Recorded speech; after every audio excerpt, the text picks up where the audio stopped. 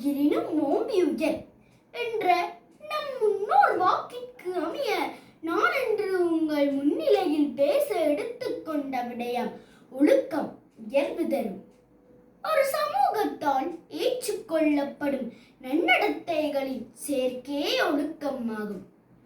மனித வாழ்வியல் சிறக்க இலக்கணம் வகுத்தளித்த திருவள்ளுவர் ஒழுக்க நெறியை பின்பற்றி சமூகத்தோடு பொருந்தி வாழாதோர் வாழ்க்கையில் எவ்வளவு கட்சி இருப்பினும் அவர்கள் அறிவிச்சவர்களே என்றும் மனத்துக்கண் மாசிலன் ஆதல் என்றும் அழுக்காறு அவா பகுளி இதை மூன்றும் ஒருவனை கெடுக்க வந்த நோய்கள் என்றும் அழகுற கூறுகின்றனர். பள்ளி பருவத்திலே கவனத்துடனும் ஒழுக்கத்துடனும் நடந்து கொள்ளாவிட்டால் வாழ்க்கை பாதையிலே வழுக்கி விழ நேரிடும்.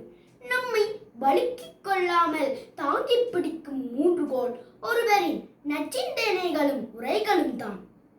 நம்மவர்கள் உயிரினையும் போற்றி வந்த ஒழுக்க நெறி இன்றைய இளைய சந்ததியினரிடையே குன்றி வருகின்றது.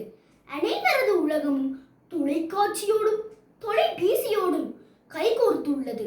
அது மட்டுமன்றி மதுவுக்கும் போதைப் பொருளுக்கும் அடிமையாகி நமது வாழ்க்கையே கேள்விக்குறியாக்கிக் கொண்டு பயணிக்கின்றோம்.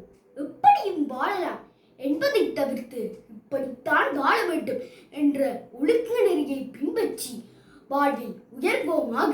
நன்றி, வணக்கம்.